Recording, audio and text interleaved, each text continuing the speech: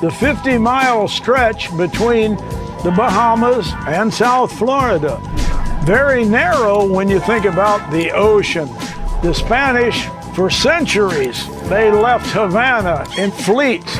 Some of those fleets had more than 100 ships in them and loaded with treasure. Treasure from the New World going to the King of Spain. The most dangerous part of that journey was right here. Yes, a lot of them sank. There's still a lot of them out there. There's probably 200 wrecks alone on Hogstye Reef. I worked that in 1994, 1995, 1996. We probably uncovered 15 or 20 old shipwrecks, and then in 1996 I ran into something called Hurricane Lily. After that, the Bahamas put a stop to all treasure diving and salvage. Now my sources say it's about to open up again and we'll be back underwater.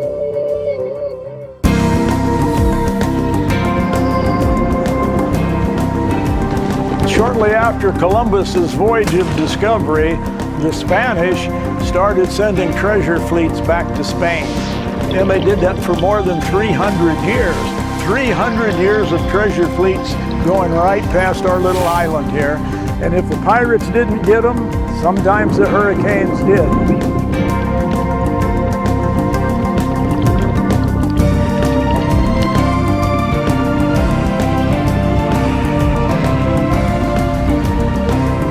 Nothing like the sound of silver.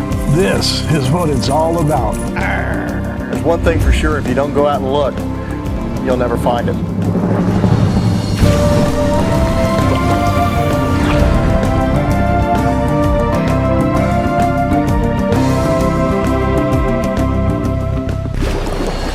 Captain's rules. The location of all sunken treasure is secret. Navigational coordinates will not be shared. Any clues regarding these locations are probably false.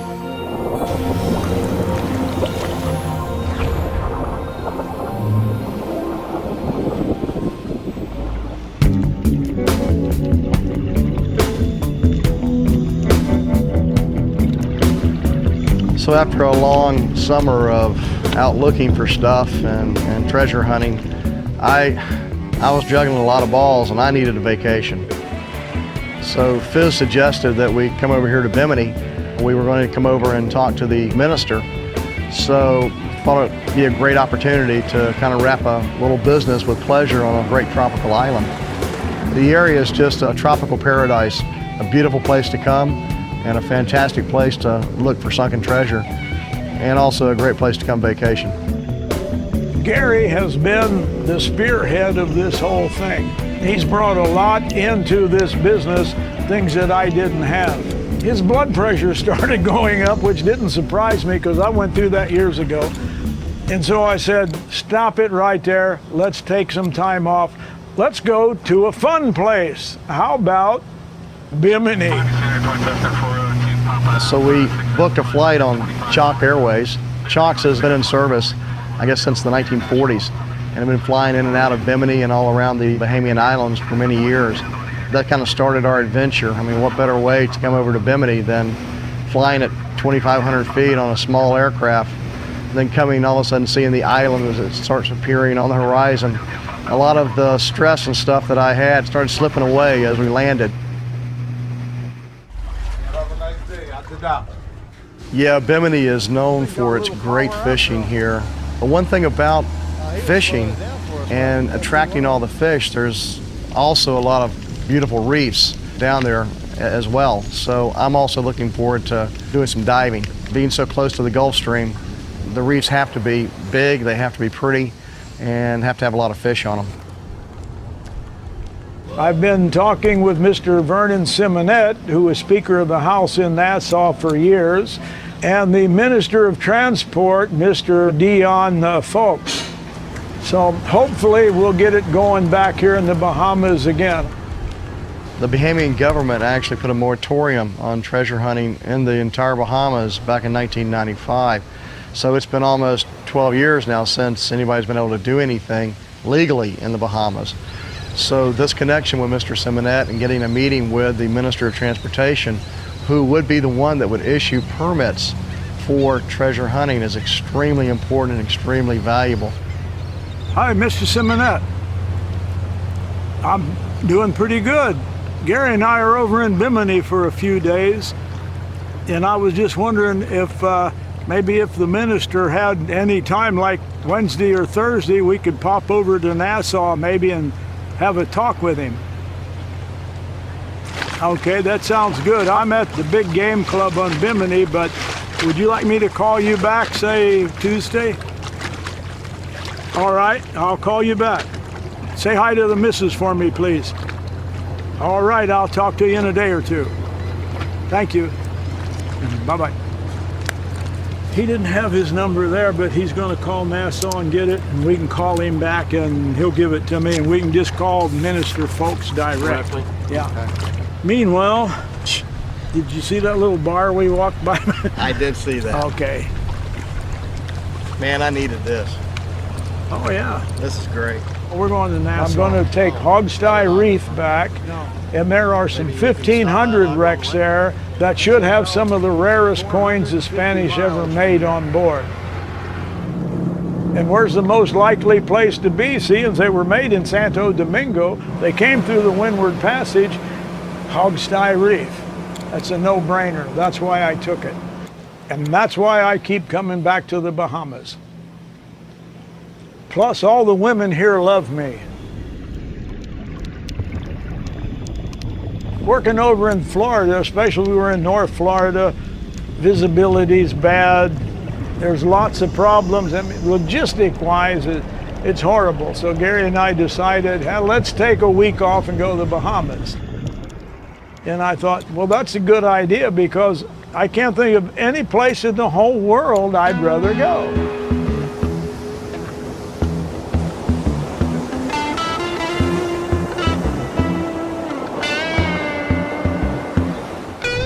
What's special about Bimini and what I like about it is it's the closest Bahama island to Florida.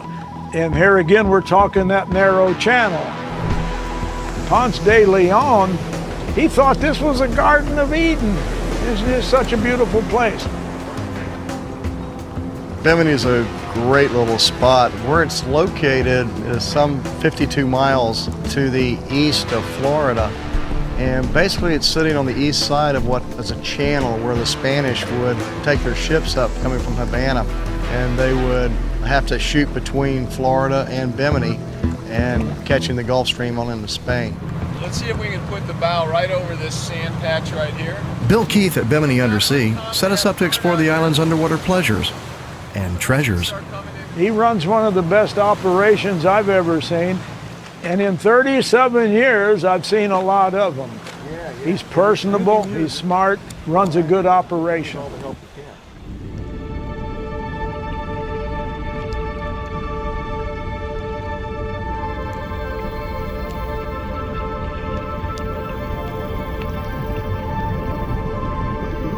He came up with two places that he suggested for us to go. One was a little deeper reef. It was sitting at about 70 feet of water, right on the edge of the Gulf Stream. And the topography of that reef was huge, giant coral heads. These coral heads probably went up 15, 20 feet, sort of like little valleys in between them, sand channels in between, so you go from one coral head to the other. And diving that one, I mean, that was a fun dive. We actually had to drift dive that area because there was a lot of current in it. We just drift along freely. We don't have to worry about coming back to a particular location. The boat will go to where we are. So at the end of our dive, we come to the surface, signal that we're okay, and the boat comes to us. It's very relaxing, low stress, sort of like you're flying underwater, just flying with the current. And that's just so much fun. I've done dives where we say we run a hot boat, and that means the motor's always running and the boat's always moving, and they're trying to follow your bubbles or wherever you are.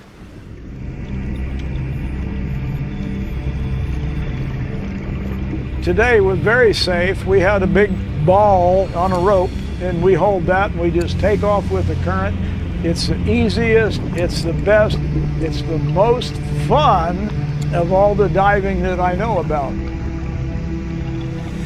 For treasure, it's the same thing. You don't hook the anchor, you carry it in one hand and the current takes off with you, metal detector in the other hand. Drift diving is a heck of a good way to find stuff, and I've had some success with it. I gotta say this, I haven't had a fun dive in more than 30, 35 years. I just never did it. So I did a drift dive here and it was fun.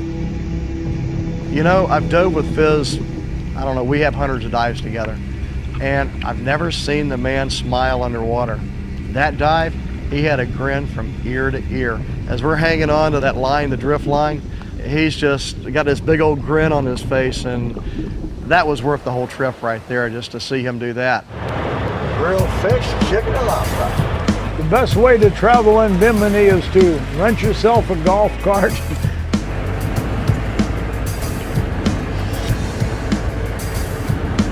As long as we're this close, dude, the museum's right down the street. We ought to just check in there and see what's going on.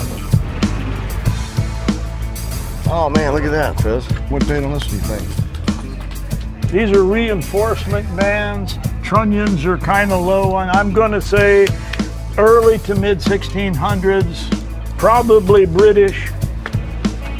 I got a couple of the old Bahamian flags here. They had two of the old pirate flags, and one of them is what we call the Union Jack, which was the British flag, but they both had the round logo that said, "Restore commerce, expel the pirates." I can't read the Latin, but you can sure see it here, and it talks about the pirates. This is all British territories. Oh, this is restore commerce, expel the pirates. Yeah, there it is, yeah. Sure enough. I got one of those. It's somewhere in a box in my storage. Those flags are rare. There's not many left. To me, that's a unique piece of history. That's a great artifact. I don't think that's funny, and I'll bet if the curator of the museum was here, you would be expelled along with the pirates. How's it look? Looks good. Let's get out of here, dude.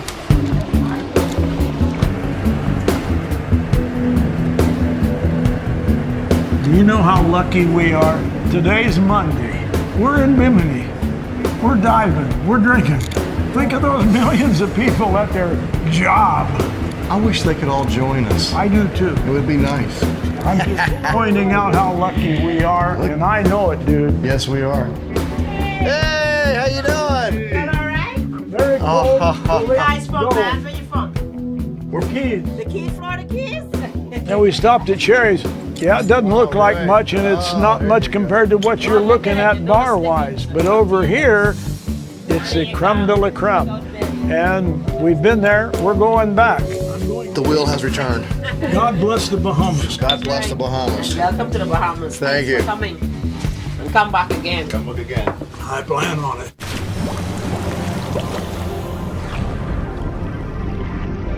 When Treasure Divers continues, we splash a concrete ship with a Bermuda Triangle connection. Then, are these underwater steps part of the lost city of Atlantis? Hey, aren't you those treasure diver guys I've heard about? And even when we're not looking for shipwrecks, somehow they always seem to find us. I'm Corinne.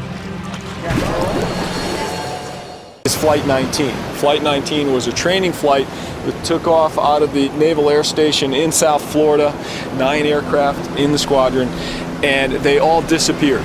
And no one knows what happened to Flight 19. Not only did all of Flight 19 disappear, but 2 search planes that went out looking for Flight 19 completely disappeared, and no traces of either the flight itself or any of the search planes were ever found.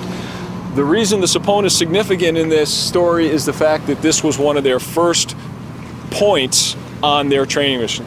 And the Sapone is probably the most well-known wreck that's in the western Bahamas. It's made entirely out of concrete. In fact, if you take a look, you'll see that most of it is concrete, and it's framed with steel rebar. And what it is, it's one of a series of ships that were built in the early 1900s called Liberty ships.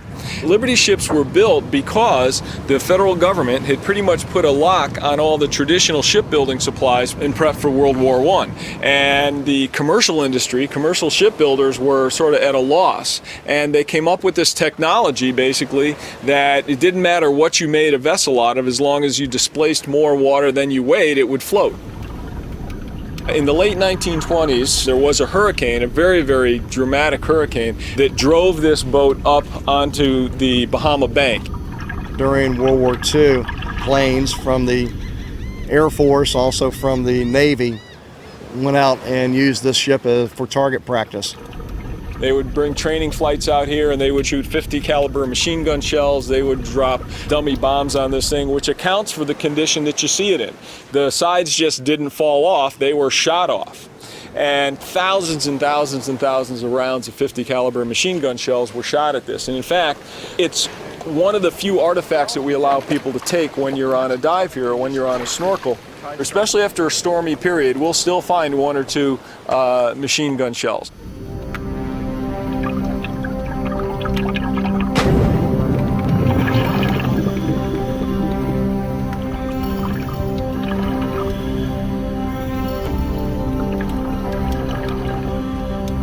The Sapona itself sits only in about 15 feet of water. It's probably around 40 to 50 feet high. A lot of the sides are gone.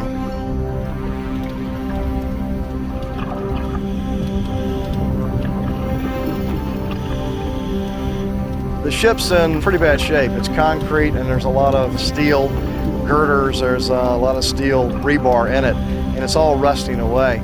But it was safe enough, I felt, to go inside the ship, which was pretty neat. You go inside the cargo hold and dive inside there. The whole dive was, like I said, a maximum 15, maybe 18 feet deep. Not very deep at all. Very crystal clear water on the inside. And it's just kind of a unique dive. You get a different perspective of the ship coming up out of the water on each side. So it kind of creates a little bit of a pool effect, if you will.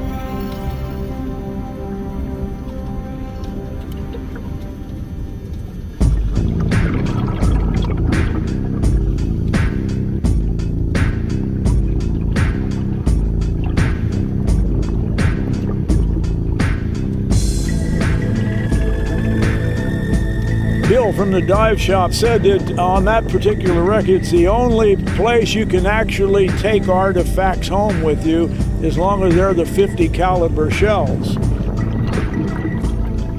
He didn't give much hope for any of us finding any, but I brought back 16 of them, and I gave one to everybody on the boat, still had a few left over. The secret is hand fanning in the potholes.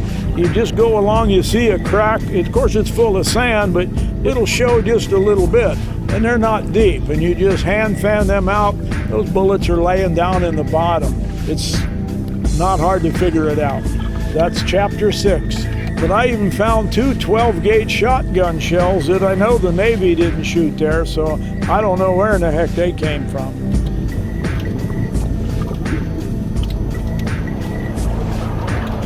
Mother Nature's taking it back. It's just starting to fall apart a little bit. And I think another hurricane comes along, then that ship's just going to collapse on itself. But it was a real interesting dive and one that I'll remember.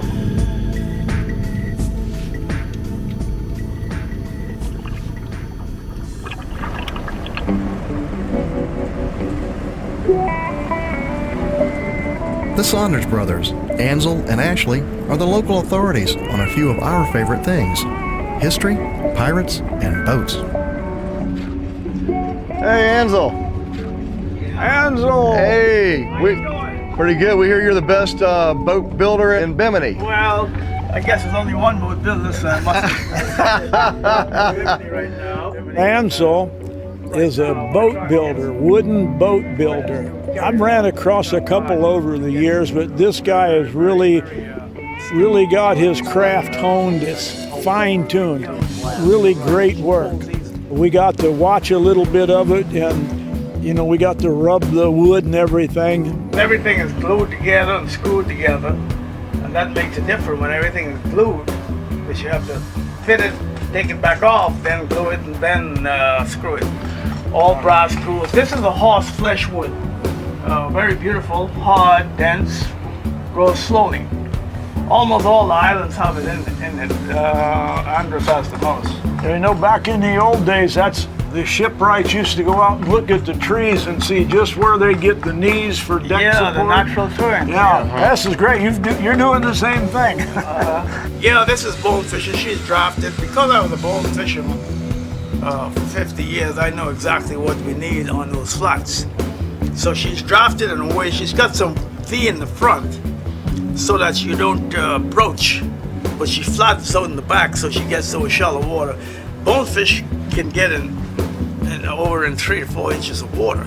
On a wood boat, it's more quiet than any other type of material boat. Like aluminum Yeah, or fiberglass. fiberglass. They make a little more noise and the little chops, you see. Right. Bonefish are very sensitive to noise, as you know. And even the hinges. Use The bronze screws. bronze screws. Yeah, because the brass screws today can't take tightening; they'll ring right off on you. Well, they used a lot of bronze spikes in the sailing ships of old. Oh yes. And that was for strength and It'll take salt. salt water. Yeah. This would be a $40,000 boat. $10,000 is material, Right. and the other $30,000 is a labor of love because it takes from 5 to 6 months to do this.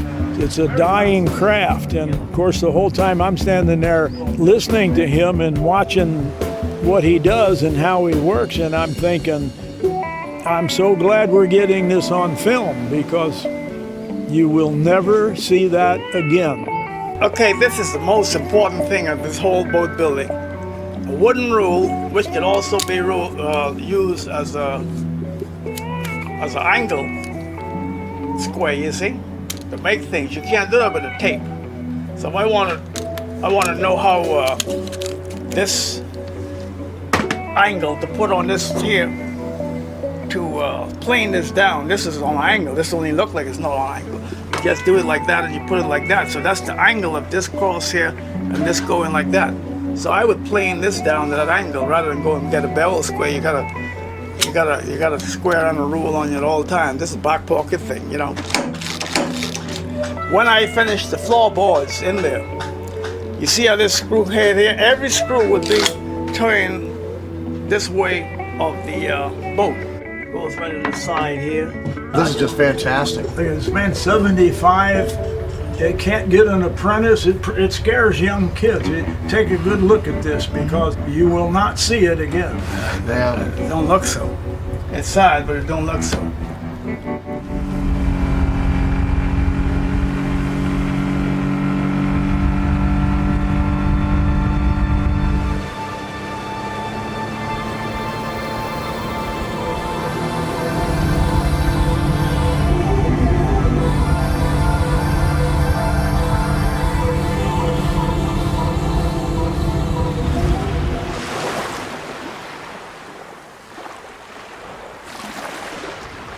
Ashley, his brother, took us out to a spot in Bimini that's known as Pirates Cove.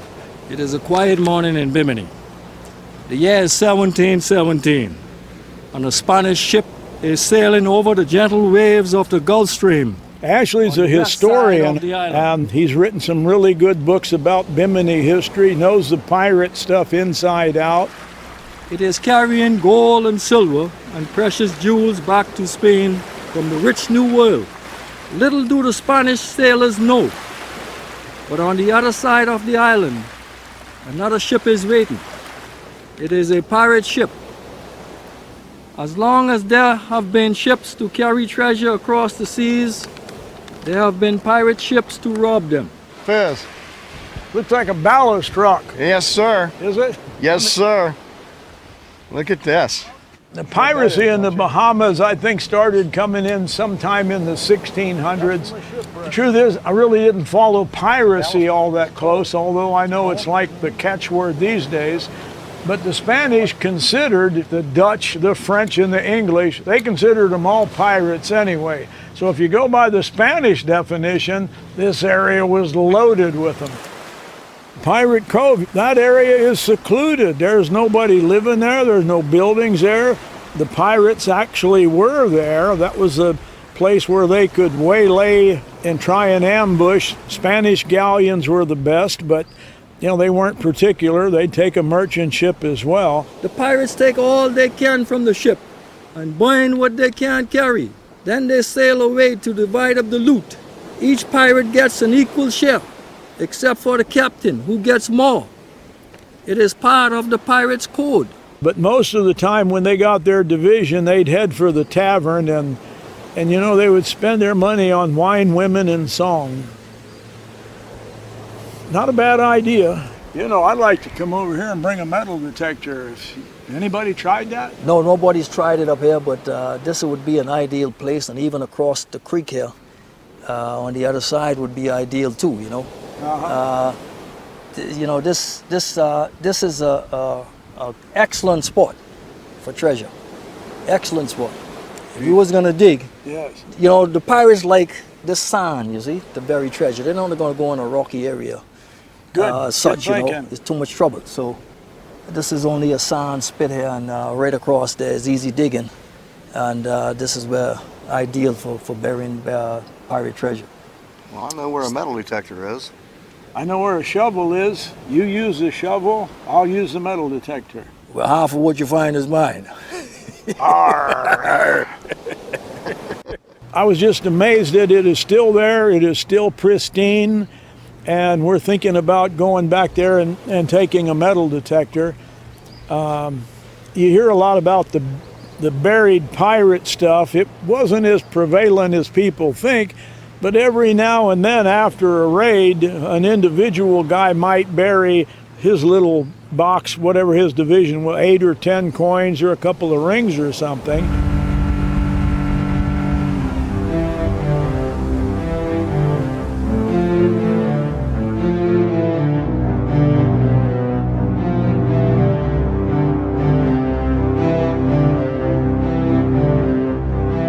Bonefish Hole.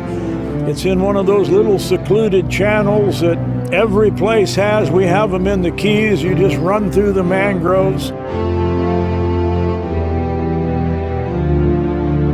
They also now named this Dr. King Creek of Peace because when he was here, he said it was so peaceful.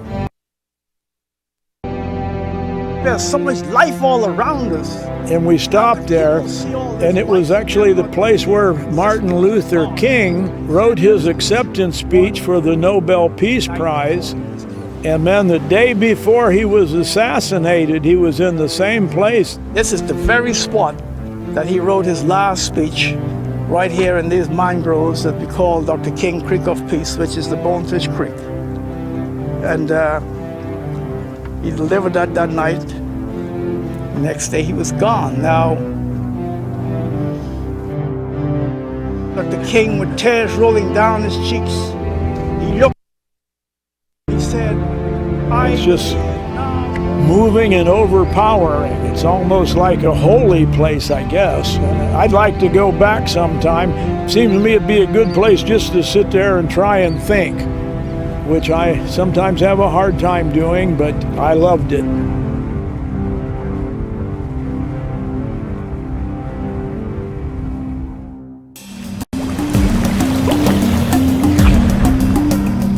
When Treasure Divers continues, more treasures of Bimini, the mysterious Bimini Steps, plus a tip that leads us to an amazing shipwreck.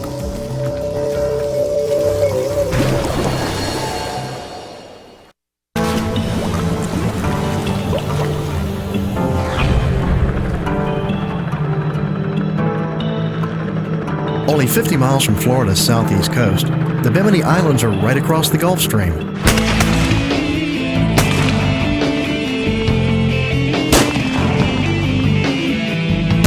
For 300 years of Spanish rule, this narrow passageway was frequented by treasure ships and pirates' plunder. Each pirate gets an equal share, except for the captain, who gets more. It is part of the pirates' code. Now, Fizz and I have an opportunity to discover some of that sunken history, including today's dive at the mysterious Bimini Road, thought by some to be part of the lost city of Atlantis. And as we're about to find out, That's just the beginning of the treasures of Bimini.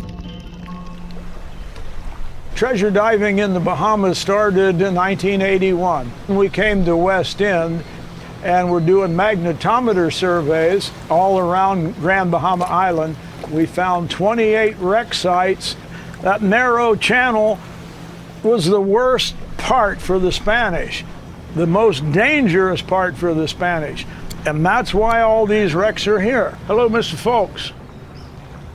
Yes, sir, this is Carl Fismer. I've been talking with Mr. Vernon Simonette, who was Speaker of the House in Nassau for years, and the Minister of Transport, Mr. Dion Folks. So hopefully we'll get it going back here in the Bahamas again. Yes, sir, Tuesday on the 7th, 9 o'clock. Yes, sir. I'm going to bring my diving partner with me, Gary Mace. He's also from the Florida Keys. We're not really sure what the minister wants to talk to Fizz about, but we believe that he would like to discuss with Fizz about being a consultant of some sort, looking at the plans that they have for issuing permits. We don't know if that's exactly what they want, but that's kind of been the indication. And we've heard through the grapevine that they are wanting to open it up again. Yes, sir, I got that.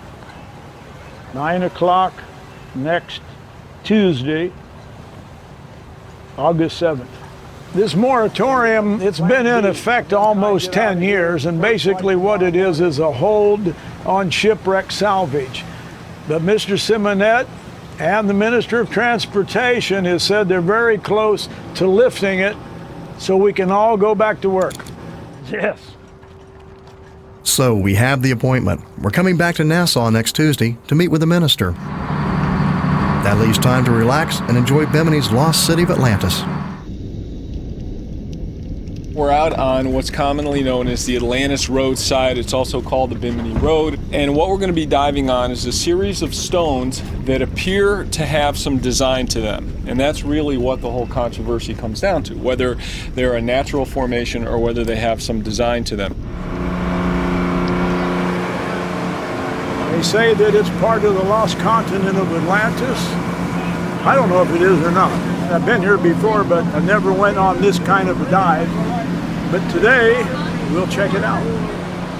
It's another gorgeous day. I mean, look at this. This water is just absolutely crystal clear. I love the Keys, but fall in love with Bimini too.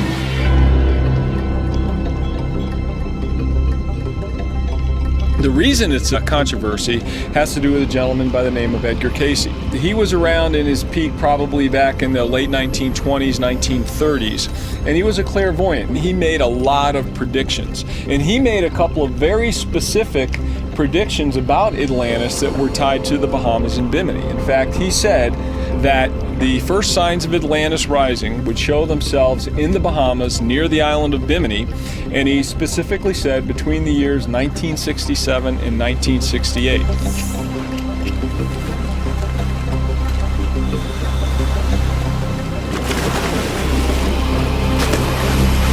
Fast forward ahead to early 1968, and a guy by the name of Valentine lands his plane on South Bimini, and he's pretty fascinated by what he finds, by what he sees, because he's already seen it from a couple thousand feet in the air. And he takes a few photographs of the area with an old Nikonis, one of the first Nikonis underwater cameras.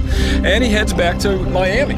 Well, a couple of these photos make their way up to the Edgar Cayce headquarters, and a few people look at this and say, these came from where? Bimini? And sure enough, they said, wow, Cayce talked about Atlantis showing itself 67, 68. They came out, they did all types of measurements, they looked at the area, they drilled into the stones and took core samples, and they collected a heck of a lot of data. And to no one's surprise, at the end of their research, they made the declaration that they believe that this is in fact an area that has some design to it. Stones can't be man-made, but they can be set up in such a manner so that there's some design to their layout. They didn't go so far as to say they had anything to do with Atlantis, but they did say that it had a man's touch on the site here.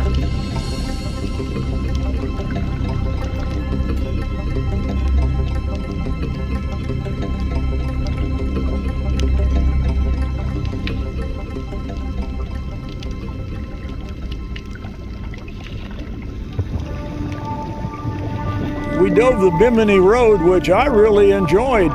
And I think millions of people come every year just to see it. But after they've looked for 10 or 15 minutes, they got a little bored because it is repetitious. But the repetition on those gigantically square pieces made me believe that quite possibly they were put there by man.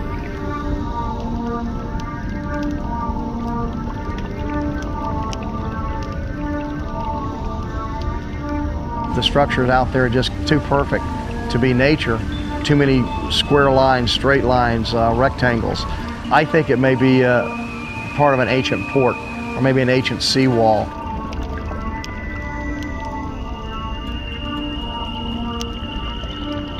It was pretty exciting knowing that thousands of years ago, a man put this down there.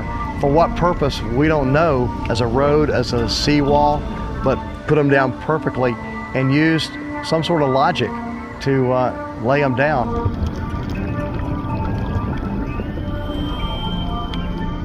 Atlantis crumbled, according to Plato, I think about 11,000 years ago. And there's been a lot of books written about it. There have been movies made about it. I think maybe where there's smoke, there's fire. They look real to me. I tend to believe it. I tend to believe that's true because I know firsthand that there's another section to this road that's aimed towards Bimini, but it's in South Florida. Russell Needhawk, who had been living in the Keys from the time of the Flagler Railroad construction, the hurricane of 1926 took all the sand off of Miami Beach. Russ saw identical blocks there. He told me about them. They ran off into deep water going towards Bimini, and this is the first time you ever heard that information.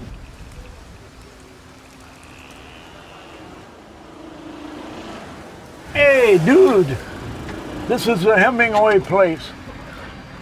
Wow. Burned down last year. Here's to Mr. Hemingway. Here's to Mr. Hemingway. Bimini and islands in the stream and all that good stuff. One of the places Fizz and I went by was the Complete Angler. It was a lodge that was frequented by Ernest Hemingway. Wonder if Hemingway actually walked on this. Look what I got. Oh, dude. Edge of a bowl.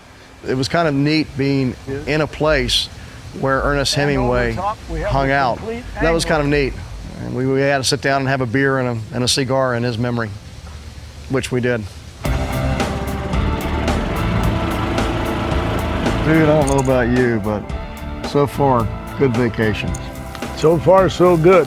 You know, it never amazes me the number of times that we go to different locations around the country, and Fizz and I talk about treasure hunting, and then all of a sudden we have somebody that walks up and knows something or wants to talk to us about treasure. People are always interested in it. Hey, aren't you those treasure diver guys I've heard about? As a matter of fact, we are. Hi. Yes, ma'am. Hi. Nice to meet you. I was washing my boat and I overheard these guys talking about treasure and then I recognized them and I said, hey, I know where there's some great ballast piles. Want to check them out? Are you kidding? Really? Seriously. We don't really have any way to get out there. What do you think this is? And she was nice enough to say, Heck yeah. ta-da, what about this boat? 46-foot custom built, really goes fast boat. That's a home run, lady. So all right, well, that's what we did. Tomorrow's good for you? Tomorrow sounds good. What time? 9 o'clock? Sounds good to me. I can break my engagements. All right. All right, I'll make it worth your while. We'll be here. All right, don't drink too much tonight. Perfect. We'll be there. All right, I'll see you then. Okay. All right, Great. cheers. I told you I was a chick magnet. You know, I'm beginning to love Bimini. I'm beginning to love the treasure business. Oh my gosh. Look at that boat. Isn't that beautiful?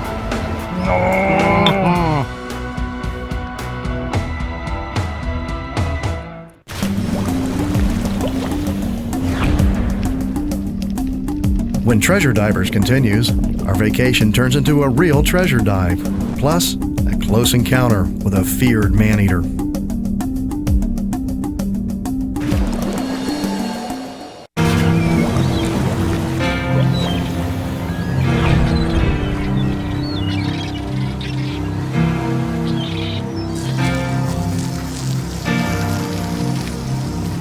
there's any treasure on that.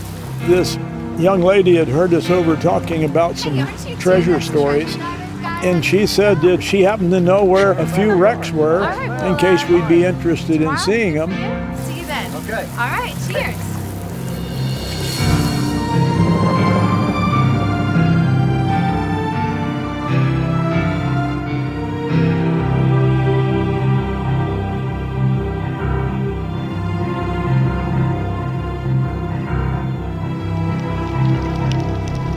And we went out for a full day of diving on a ballast pile in the Bahama Channel. Got to clean the mask. It's very beautiful out here. It's relatively unmolested compared to a lot of other parts of the world. We're about 40 miles away from Bimini in an area called Gingerbread Grounds. And my wife and I, a few years ago, discovered a ballast pile here.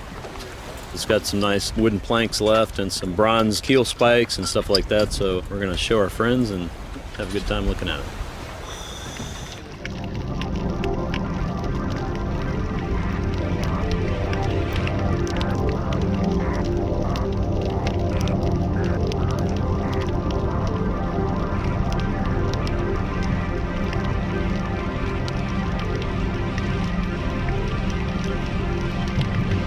Generally, if it's cracked ballast or quarried ballast,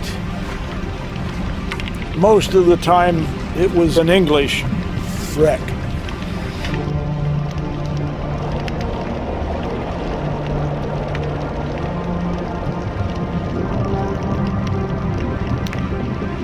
The Spanish used to take theirs mostly out of the rivers, like the rivers in Spain, and I like to see nice, round, smooth rocks when I initially look at a site.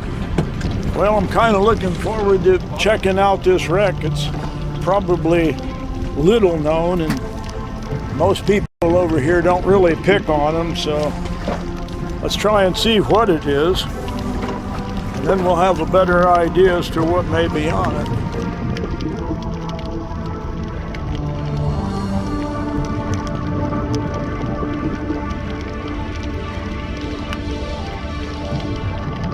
Seas were maybe a half a foot, visibility around 60, 70 feet. It was only about 19, maybe 20 feet deep. Beautiful coral in the area.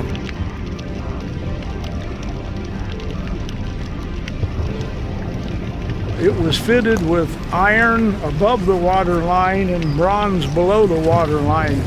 That would have been a good way to save money, but at the same time still build the quality ships. The English were great shipbuilders. Bronze nails everywhere. There was some keel pins sticking right out of the bottom of it there, right out of the wood, and a lot of planks on the bottom. So it was a pretty wreck. We dug around to try to see if we could find some stuff. It was a sailing ship. It did have ballast on it. It was a high-class ship because it did have some bronze spikes on it. A lot of mixed ballast on it, but the most pertinent I felt like was the white flint ballast rocks. And of course that tells me that it was from England because they only grow in one place, and that's in Dover. Additionally, they're not just used as cargo, but they could actually nap flints from the ballast rocks for their flintlock muskets and pistols.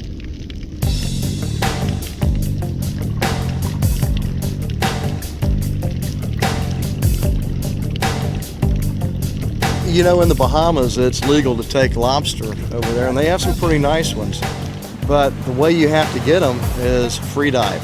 You can't use scuba to actually harvest the lobster. Well, while Phyllis and I were checking out these two wrecks, Corinne and Charlie and Daniel and Dennis, the other two guys that were on the boat, they were out free diving, getting lobster and grouper, and they were quite successful at it. I learned how to spearfish from Charles when we started going out, and I picked it up. I loved it. It's something that I could do every day, and I like to catch it and clean it up and bring it home and cook it for dinner. It's become my ambition now to hold my breath longer and go deeper and get bigger fish, and it's awesome. I love it. It's like my meditation, so to speak.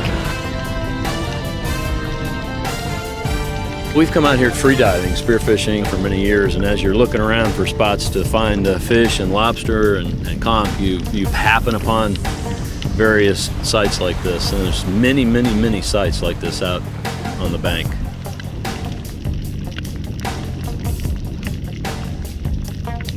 I would love to find treasure, and every time we are on a ballast pile, I have to say I'm certainly looking for it, and I'm always thinking about it and where it came from, and I wonder who was on this ship. And of course, it's fascinating. It's, you know, the stories that you hear about pirates and treasure, and it's always fascinating. The second ballast pile was only about a mile away. It wasn't that far. The ballast pile were forming a pyramid, a big mound, and they were stuck together, and they had bricks that were intertwined in the ballast pile. So that probably was their load of cargo. The currents in that area were pretty strong, so we weren't able to see what was down there. And we didn't have our metal detectors with us, so whatever we could find would just be by sight. And I was hoping Fizz, with his expert abilities to spot unusual objects on the seafloor, would be able to see something, but the currents were just too bad, so we weren't able to look at that area very well.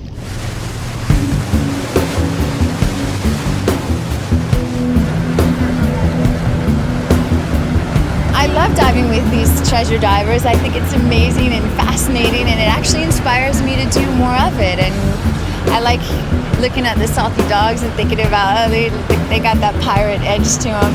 They're awesome, and definitely I hope one day they find something fantastic and wonderful and make lots of money and make more shows and enjoy it. Maybe I'll find it with them, who knows? Replacing salt with sweet.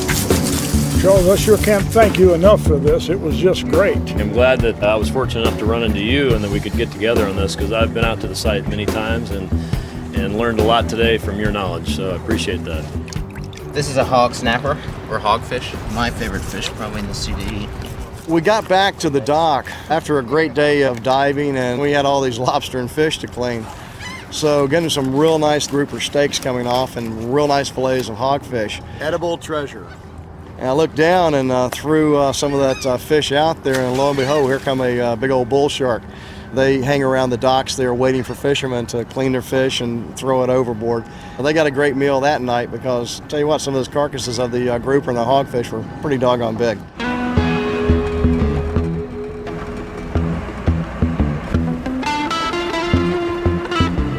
We tooled around. It'd take you, I'd say, all of about 15 minutes to cover the whole island in a golf cart, and that's if you were driving real slow. The island of Bimini is not a very big place, and word gets around pretty quick, and people started to hear that the treasure divers were on Bimini. I have some coordinates of probably 2 sunken ships. Really? Yeah. If you want it, you can get it. He said, "Are you interested?" Well, we absolutely are interested. He had his GPS at home. He said, "Where are you going?" We said, "We're going to the end of the world." End of the world? Give me 10 minutes and I'll be back down with it for you. Sounds good. We'll be there. Great. It's okay? Yeah. All right. Sounds good. All right. Yeah, appreciate it. See you guys in 5. Okay. All right. All right, guys. Man, they just come out of the woodwork, don't they? Well, they know I'm here. There's only 2 roads in Bimini. You got the low road and the high road. And on those 2 roads, the 2 best bars in the area, on the high road is Sherry's. And on the low road is End of the World Bar, which is owned by Sherry's mom. We're here. My favorite place. Hey, how are you? Hi, fine, how are you? Doing good. Thirsty. I think I can show you my 12-year-old underwear. Oh my God. I thought you still wearing those things. Maybe I did put them back on before I left. I don't remember. We headed on down there and waited for him, and sure enough, about 10 minutes later. What's up, guys? Hey, Aladdin, how you doing, buddy? All right. All right. What you got there? Oh, okay. Well, these things are nice, aren't they? Yeah. Very handy. You fish it? You use that fishing number? Yeah, I thought so. Yeah, mutton snappers? Mutton snapper, yeah. You know, most fishermen are the ones that actually find the wrecks as opposed to the divers. Right, Yeah. right. Oh, there it You see is. those are the coordinates? Okay. I'd like to give you $20 for your troubles and your time, and if we find something, I'd be back to share this with All right, you. all right. I gave him a little bit of money. Thank you very much. But the numbers could potentially be worth millions of dollars or nothing. If we hit on it, I intend to give him a bigger finder's fee. See you later. All right, guys. Hold the door for me. Get in. Let's go. Let's get out of here. All righty. All right.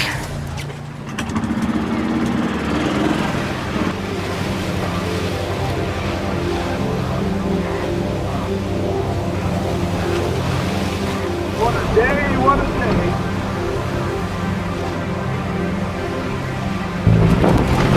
Miles and miles of beach honeys.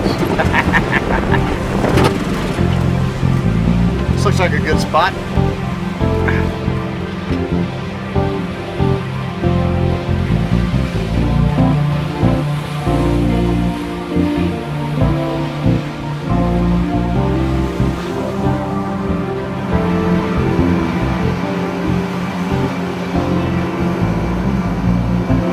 You know, we may not have found any gold and silver over the past year, but here in Bimini, we found a real treasure in the people and the culture. It's a fantastic place. Gary and I are coming back next Tuesday on business. We're going to the ministry and talk about shipwreck salvage here in the Bahamas. It's time for a beer.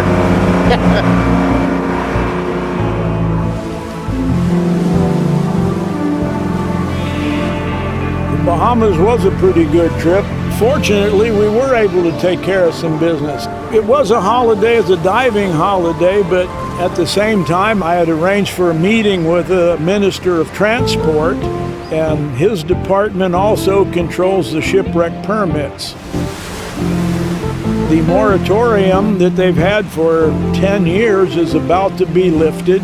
The Bahamian government knows that the shipwrecks are great resources, could generate a lot of revenue, as well as a lot more divers coming on holiday in the Bahamas. We didn't hit into the mother lode, but we've got several good leads that are going to take us to it. It isn't easy. That's why there's not many serious people in this business. But all those hundreds of disappointments seem petty once you hit it big just one time. I've been there and I've done that, and I'm not through yet. So Gary and I went in for the meeting. It went well. We have to submit a letter of everything that we discussed, which includes a museum, and they've been needing a treasure museum there for years. They have a lot of treasure. So Gary and I said, you're kind of missing a bet. You can make money just by showing that to people. And he said, good idea. So we're submitting that proposal as well. It's just a winning combination, and it's finally coming together.